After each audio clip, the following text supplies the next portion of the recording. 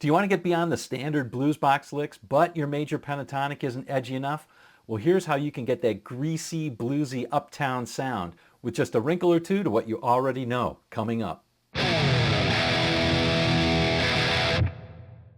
If you want to play modern blues like that of Josh Smith or Joe Bonamassa, or sweet blues like Larry Carlton or B.B. King, you've got to do more than the standard stuff that we all grew up on.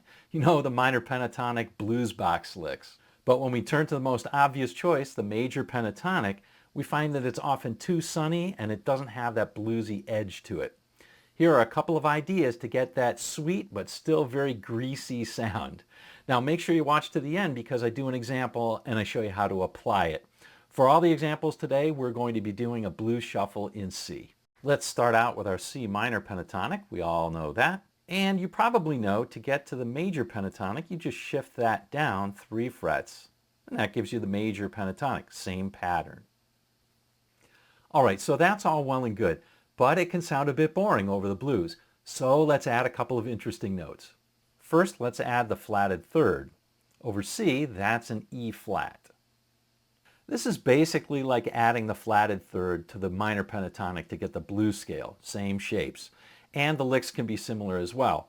This is used extensively in bluegrass, country, soul, as well as blues. And let's add the flatted seventh in there as well. Over C, that's a B flat. That flatted seventh is a characteristic sound of the blues. You can always find it by looking a whole step or 2 frets below the root of the chord. So for C, it would be B flat. All right, let's check out what adding those 2 notes does to the sound. Here's a standard major pentatonic lick. And here it is with our extra added notes.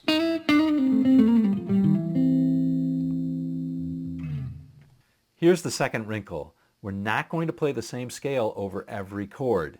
We could do that and get away with it, but we're not going to do that. Instead, over the 4 chord, the F, we're going to play something different. Now there's lots of different choices, but what we're going to choose is exactly the same scale, but over F.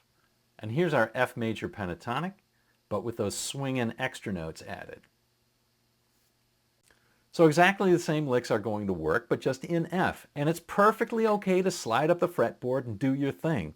But wait, what if we wanted to stay in the same area and play the F major pentatonic in the same place that we played the C major pentatonic? What would that look like? Well, it would look like this. Here's the F major pentatonic in the same area around the 5th fret, and now the added flatted third and flatted 7th. And again, we can get that same greasy sound using the second pentatonic pattern and those extra added notes.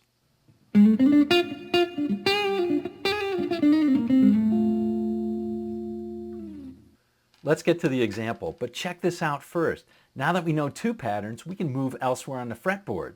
In particular, we could play one pattern starting with the C on the 15th fret of the A string and the F on the 13th fret of the E string. So yeah, if we know the patterns, we can move across the fretboard, and each new position is going to give us fresh ideas. Let's use that in a simple example, a blues shuffle in C. But wait a second, what about the G chord? Let's talk about that after the example.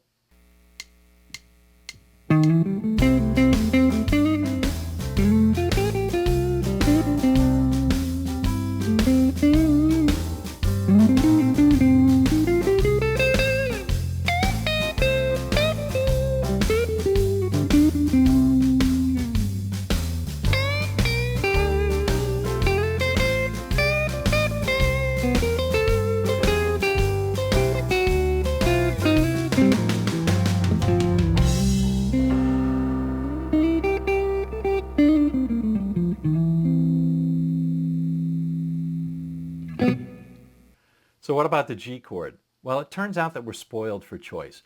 We could stick with our C major pentatonic and it works great, or we could go to the C minor pentatonic and that works great too. Let's leave it at that for now. If you want to know an even simpler idea to get beyond the minor pentatonic box, check out this video. And you can use it not only in the blues, but all sorts of music, so it's a great feather to put in your cap. Check that out, and we'll see you on down the road.